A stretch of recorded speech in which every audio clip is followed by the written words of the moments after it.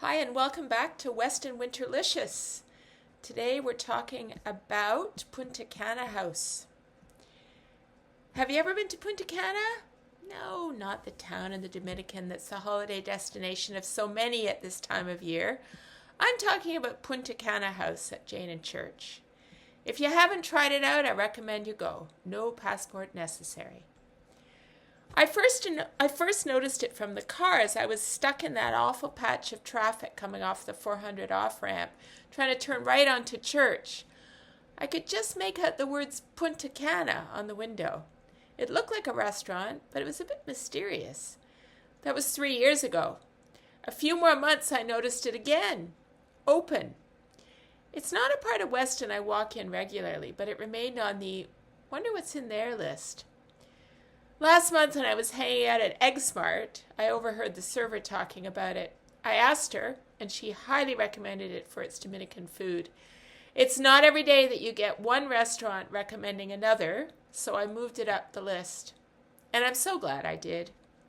I headed there on a Friday in January with a friend in the neighborhood. It was the first time there for her, too. We grabbed a window table where the lighting was best. Before I could peruse the menu, food arrived for the solo diner at the table beside us. I was thrilled to see it came in reusable serving containers and intrigued that they were metal, each with a lid. As he took a snap for Instagram, he looked pretty happy with what he got, so I asked him what it was. He lifted each lid to show me. Rice in the largest, a second smaller one was slightly burnt-looking rice, another was stewed beef, a third with red beans, and finally a boat-shaped ceramic bowl with salad.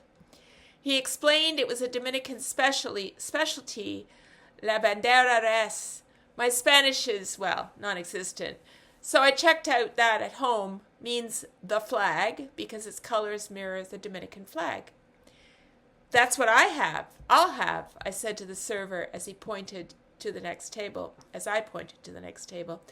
My lunch companion ordered stewed chicken with rice, with corn and a side of avocado.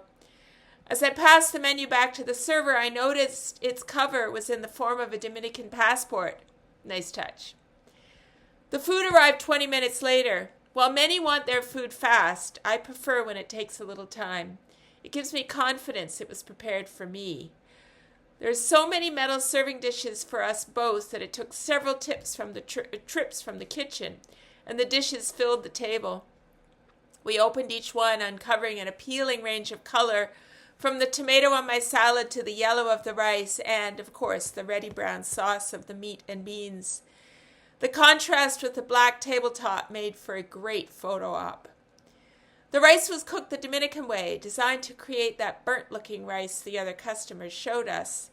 It's called concon, or something like that. And it's the crispy rice formed at the bottom of the pot. The guy next to me got a separate bowl of it, but I was disappointed that didn't come for me.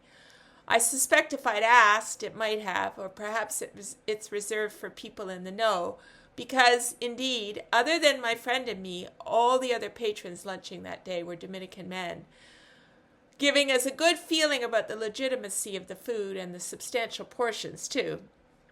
A word on the food: excellent. The beef was melt-in-your-mouth tender, yet still tasty.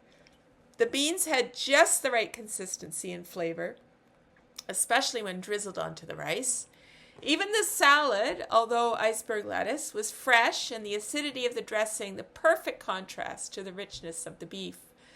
With the amount of food on our table, my first thought was about taking some home. Not so. It was too good not to eat it all. The upside? Well, we saved the planet from another takeout container. As we settled our bills, we let our server know how much we enjoyed his food. He was so pleased to chat with us, letting us know he'd been in the commercial food service business at a big company for many years before he opened his own shop. He was delighted to learn he's being promoted by an EggSmart employee. He proudly shared with us how busy he'd become in just 3 years of operation, sometimes being open until 6 in the morning with people eating all night long. I don't expect to be there in the middle of the night anytime soon, but I will definitely go back to try something else. Next time, paella, one of the items on their sizable seafood menu. Check it out, why don't you? A word on this series. Winterlicious debuted in 2003 to promote Toronto's restaurant industry during the slower winter months.